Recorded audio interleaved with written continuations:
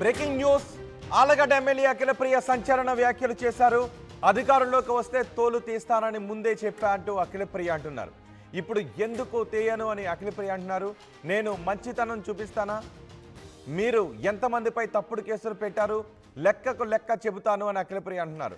నాకు కూడా red book ఉంది అని అఖిలప్రియ అన్నారు. అందులో 100 మంది పేర్లు ఉన్నాయి. నా వల్ల 100 మంది ఇబ్బందులు పడబోతున్నారు. ఎవరిని వదిలిపెట్టను, లీగల్గా కేసులు పెట్టిస్తా అంటూ అఖిలప్రియ సంచలన వ్యాఖ్యలు చేశారు. అఖిలప్రియతో మా ప్రతినిధి హుస్సేన్ మాట్లాడారు. అఖిలప్రియ ఏం చెప్పారో చూద్దాం. విజయవాడ బుడమేరు వాగు ఉప్పొంగింది. వరద సహాయం కోసం పెద్ద ఎత్తున కూడా రాష్ట్ర వ్యాప్తంగా ఇతర రాష్ట్రాల నుంచి పెద్ద ఎత్తున ఇబ్బంది పడతారు. ఎందుకు పడరండి? ఎందుకు పడరు అనుకుంటున్నారు మీరు? నేను ఎవరిని ఇబ్బంది పెట్టదని నేను చెప్పినానా? అధికారంలోకి వస్తే మీ తోలు తీస్తానని చెప్పినా కదా, మరి ఎందుకు తీయను? మంచితనం చూపిస్తాను అనుకుంటున్నారా? మీ దగ్గర ఎంతమంది మీరు తప్పుడు కేసులు పెట్టలే, మీరు ఎంతమంది జీవితాలతో మీరు ఆడుకోలేదు. మిమ్మల్ని వదిలేస్తారని ఎందుకు అనుకుంటున్నారు మీరు? ఒక్కొక్కరికి లెక్కకి లెక్క చెప్తా అని చెప్పినా చెప్పి తీరుతా. నేను ఎవరి మీద నేను ఇది చేయను, నేను అన్ని మంచి పద్ధతిలో పోతాను, నేను చాలా మంచిదాన్ని దయచేసి అనుకోకండి. మీరు తప్పు చేసింటే భయపడండి, తప్పు చేయకపోతే ప్రశాంతంగా ఉండండి. డెఫినెట్ గా నాకు రెడ్ బుక్ ఉంది. రెడ్ బుక్ అంటున్నావు, పెట్టుకున్నా రెడ్ బుక్. నేను కూడా దాంట్లో మీ పేర్లన్నీ ఉన్నాయి. నా వల్ల నేను ఓపెన్ గా ప్రెస్ ముందర చెప్తున్నా, నా వల్ల 100 మంది లిస్టు రాసి పెట్టుకున్నారు. ఇంకా 2-3 పాపమని తీసేసినాను కానీ 100 మంది నా వల్ల ఇబ్బంది పడబోతున్నారు. ఓపెన్ గా చెప్తున్నాను. 100 మంది లిస్టు నా దగ్గర ఉంది. ఆ 100 మందిని ఇబ్బంది పెట్టబోతున్నాను. అంటే ఇబ్బంది పెట్టబోతున్నాను అంటే కట్ట తీసుకొని కొడతానో చంపుతానో అట్లా ఇబ్బంది కాదు, అట్ట భయపడకండి. లీగల్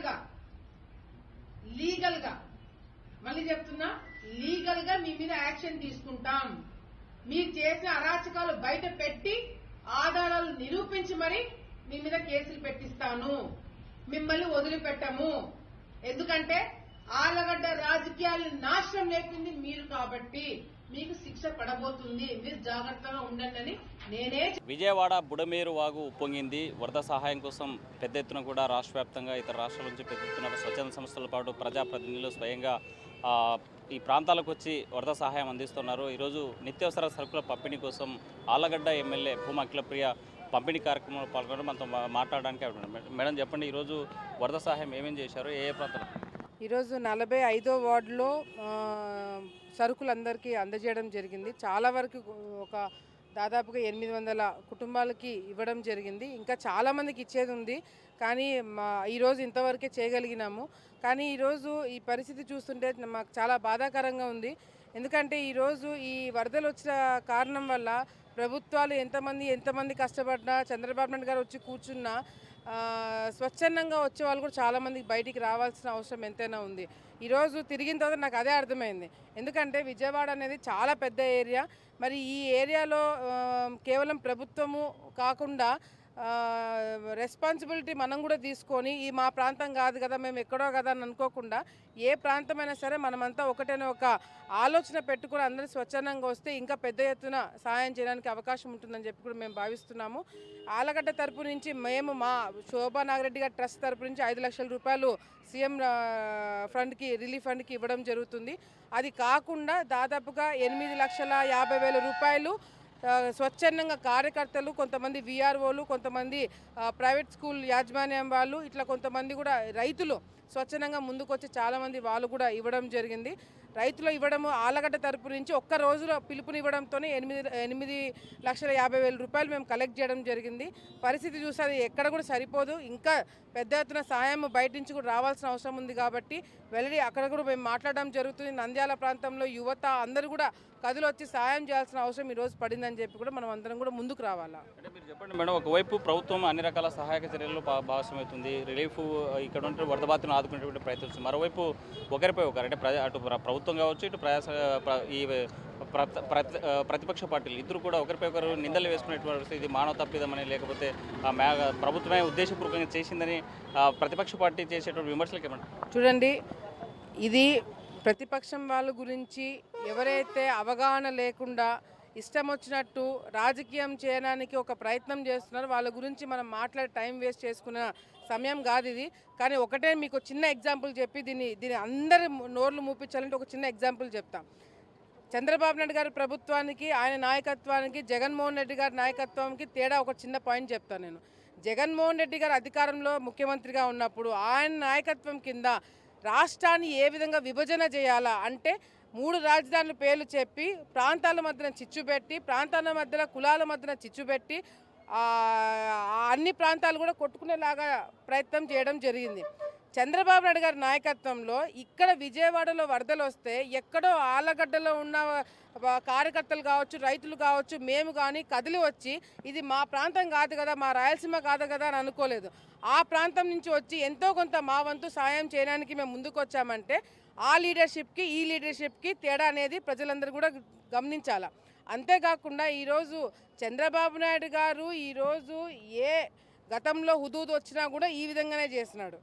ఈరోజు మళ్ళీ విజయవాడకి ఈ విధంగా వరదలు వచ్చినప్పుడు కూడా ఒక ముఖ్యమంత్రి స్థాయిలో ఆయన వచ్చి తిరగడమే కాకుండా ఆయనతో పాటు అధికారం రంగం అంతా కూడా ఈరోజు ఫీల్డ్ మీద దిగి చేస్తున్నారు. ప్రజలందరూ కూడా మాకు ఈరోజు ఇటువంటి ముఖ్యమంత్రి కదా మేము కోరుకునేదని చెప్పి కూడా ఈరోజు వాళ్ళు కూడా వ్యక్తం చేస్తున్నారు. సో మేము ఈరోజు వైసీపీ నాయకులు వాళ్ళు టైంపాస్కి వాళ్ళు దిగి సాయం చేయరంట, కానీ విమర్శలు చేస్తారంట. సో జగన్మోహన్ రెడ్డి గారు గతంలో ఈ విధంగానే ఎక్కడో వరదలు వచ్చినప్పుడు ఆయన ఒక పెద్ద స్టేజ్ ఏర్పాటు చేసి అక్కడి నుంచి అదిగో నీళ్ళు ఉన్నాయి అది ఇది అని చెప్పి మాట్లాడినారు.